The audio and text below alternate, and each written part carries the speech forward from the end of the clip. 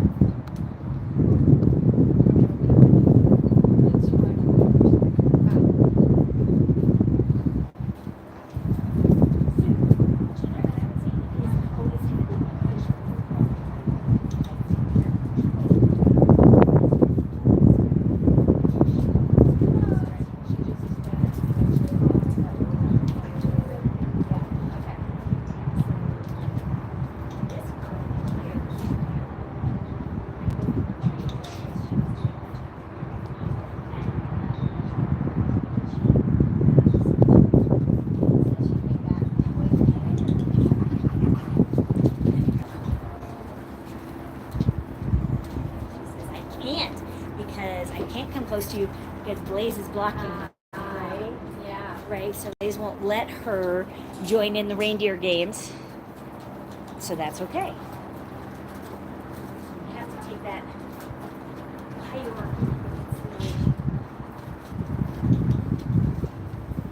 What can I be doing right now? Do you want me to follow Patty? Do you want me to stick with you? Okay. I think you're going to stick that.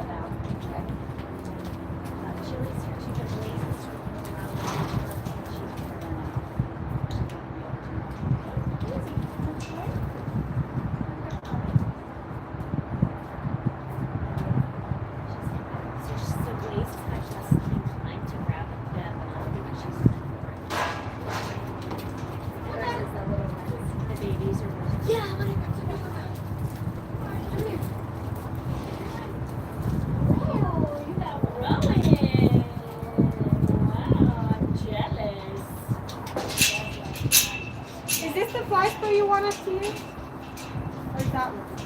Yes.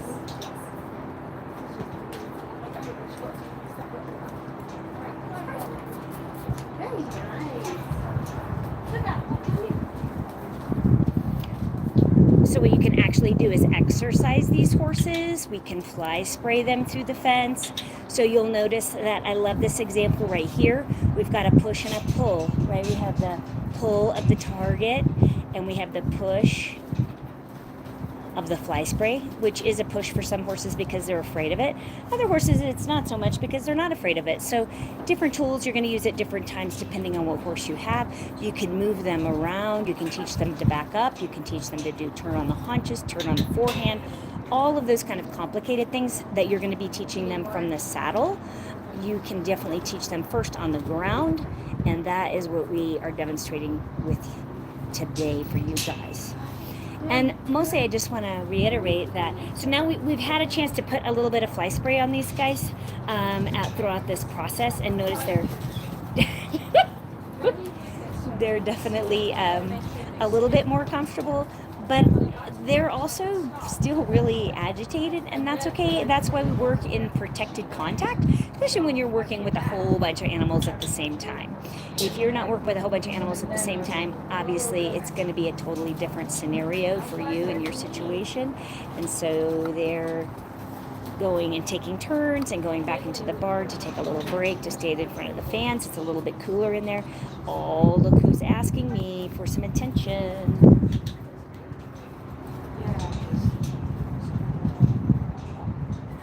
He's still lame.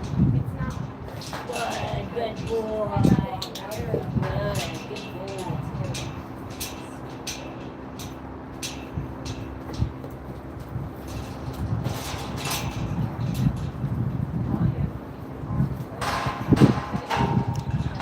Everybody. So tomorrow I'm going to be on live television on Channel 2, Great Day, Colorado, Fox 31 at 9 o'clock Mountain Standard Time. I'm going to have a special offer for new clients and current clients at Aspen Park Vet Hospital. And I'm going to go get Caesar so he's not destroying this mat.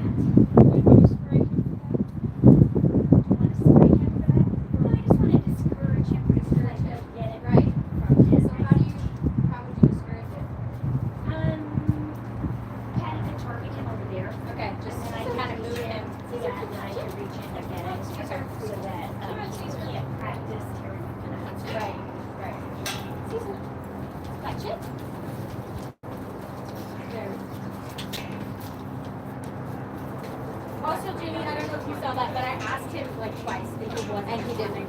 So I just went the other direction. Okay. And he totally went. So we just have to. We definitely don't want to allow them to practice tearing up our equipment. I'm a big one on that. Equipment's expensive. Let's not practice tearing it up. Okay. And watch this. Zen called for Chili, and Chili came hauling over to her. So, perfect way that you can teach your horse to come to you. That worked really well, except for you always have to remember about that hierarchy, right? So that's part of the internal and external comfort level that the animal has. You have to always take that into consideration when you're working with horses in a group, or even if you take a horse out of a group and you have to walk them by other horses that they're in a group with. Because horses that are ranking higher up on their hierarchy scale, that horses are always going to submit to them before they're going to submit to you. So don't be unfair to your horse and ask them to do a behavior that causes them to be sort of disrespectful or go into the personal space of a horse that they're below in the level of the hierarchy. So if you're at a horse show, they haven't established who it is, right? So in that situation, if you're out in public, your horse is always going to really be submitting to you. But in a situation like this, when they live in a group together and they've been here for a while and there's definitely leaders and followers, you have to take that into consideration when you're doing your training, because at the end of the day, horses are always going to be horses first, right? They're always going to be a little bit claustrophobic, a little bit fearful, and they're definitely going to bow down to their leaders. Let them before they'll bow down to you and do what you ask. So we have to use that to our advantage. I don't love that banging that's happening behind me. So let's see what we can do to kind of minimize. Again, I don't love them tearing up our facility. Who is it? Yeah, she's like, come on, it's my turn. Please do something with me. Stop talking to those people and do something with me.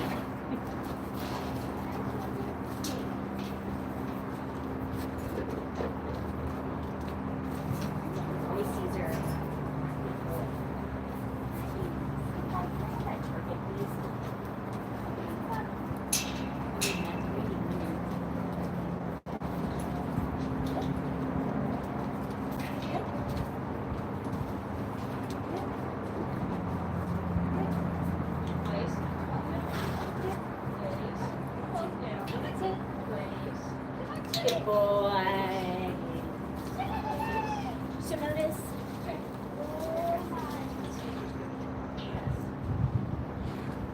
So notice with targeting, it becomes like a conversation. It becomes like a language. Touching me one time is like A.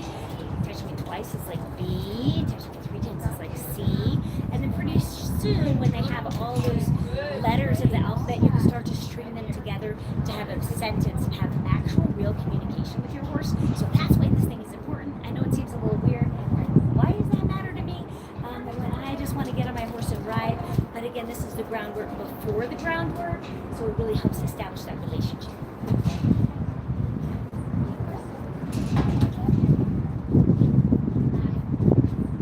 So I asked her once. I haven't asked her to do it many times in a row, like I have done with Caesar before, so she didn't really understand that, and so she got a little confused. So I'm just going to walk off and try something else.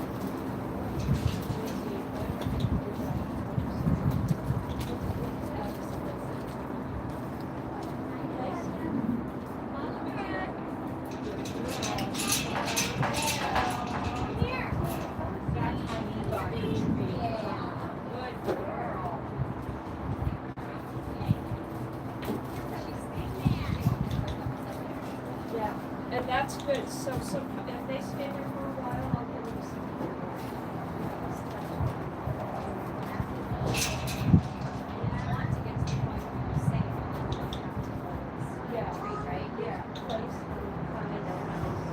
So thank you to the 8 people that are still watching this live video.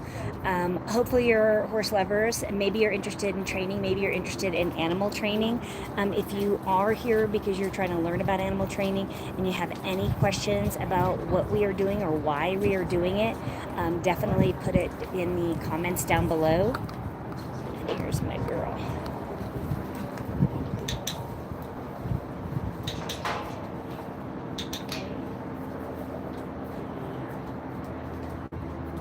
Good girl. Everything's fine. All of this is everyone's like, oh, it's cool, we're good. We're totally fine. We're always going to keep them down low, right?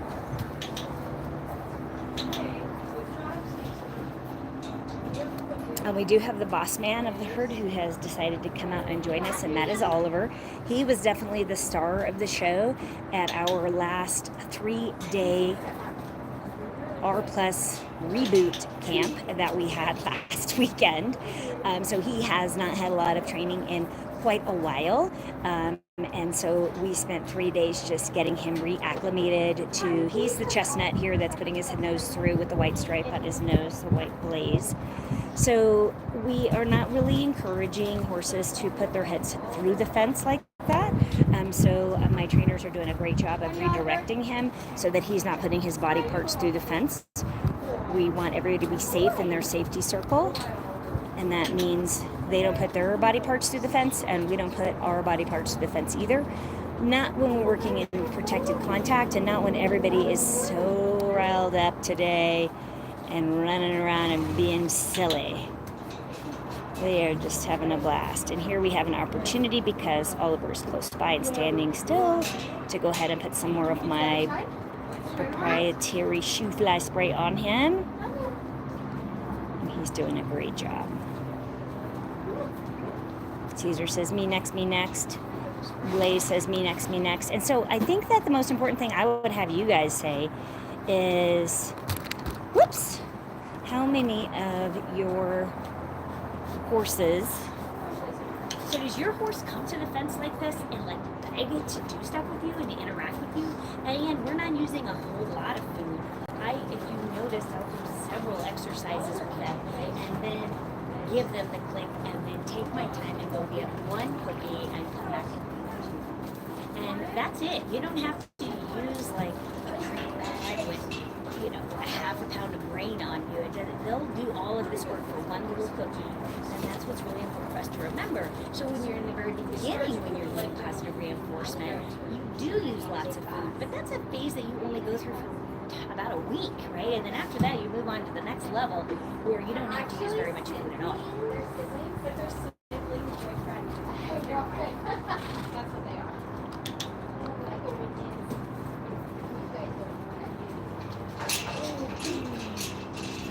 That's why you have to. He just thought I had.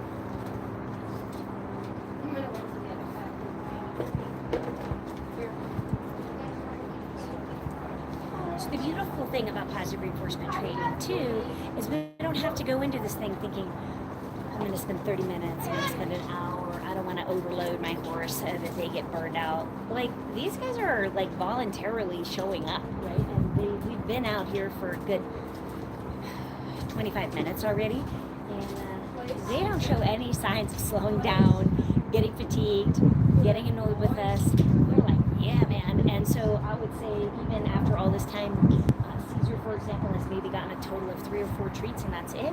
They have given Talia 2 treats in that time. So it's not all about food. It's really about having a choice to participate in the training session or not. And that's what positive reinforcement is all about. And so for the 8 of you that are here still, maybe there's more. If you haven't subscribed, please subscribe right now. If you love this, please send it to somebody that loves animals too and that would love to learn. And if there's anything on this channel that's missing that you wish there was a video about, please put it down in the comments and I'll make that video just for you.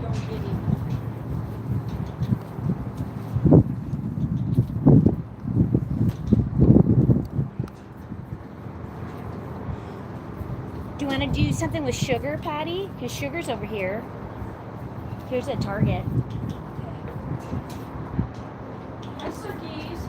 Let's work with her on doing a target. One time. And target again. And target again. Let's catch that.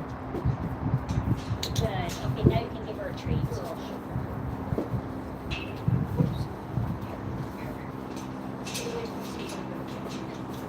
And I love how she's interacting all down low, which is why it's so important for us to do those squats. Because when we're working with horses, we're always going to be giving them treats down low. And giving them treats down low requires us to take care of our back. And in order to take care of our back, one of the best ways that we can do that is to make sure that we are doing a lot of squats and holding our tummy in and standing really upright and protecting our body so that when we're doing horse training, there's less of a chance that we're going to get hurt. And that way also we can continue to do horse training at pretty much any age. So that's why doing those 3 sets of 10 squats before you start a horse training session is really important, to be able to at least be able to do that. So again, I just want to thank everybody who is here. I don't see any comments, so I'm assuming everybody's just enthralled with everything that is happening. So again, I hope you guys are all subscribers. The 6 of you that are still here, if you would please like this video, that goes a long way to helping us to get more grants, right? So just subscribing to this channel and liking our videos and sharing them actually allows us to get a lot more free grant money that helps us feed these horses, get more horses. These sheds, these shelters that you see that are we're working underneath, those were all because of your donations. And so thank you to all of our donors. And again, please like this video and subscribe to this channel because it costs you nothing. You're hanging out anyway, so you might as well just subscribe and let me know what other kind of videos you like. What do you like about this video? What do you not like about this video? What would you like to see more of? What are you confused by? But here's the bottom line again. Are your animals standing around begging and pleading and wishing and hoping that they could interact and play and do things with you? I don't care if this is your horse or your dog or your lovebird or whatever kind of animal you have. When you use positive reinforcement training, this is what you're always going to get. You're going to get an animal that cannot wait to hang out with you, that cannot wait to do a training session because they are having so much fun.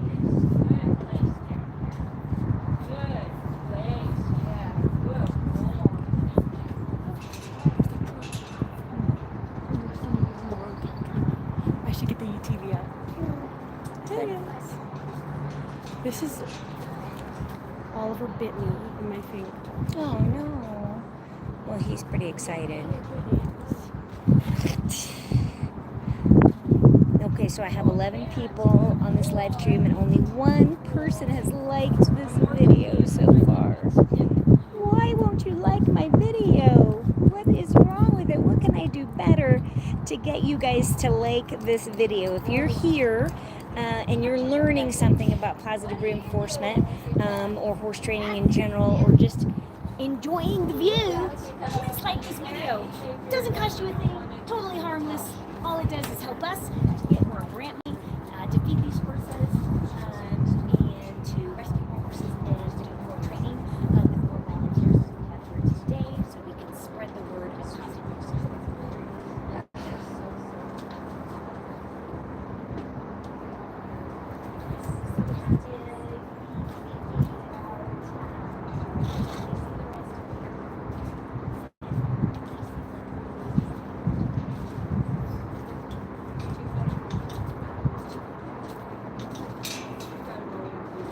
Where are you going?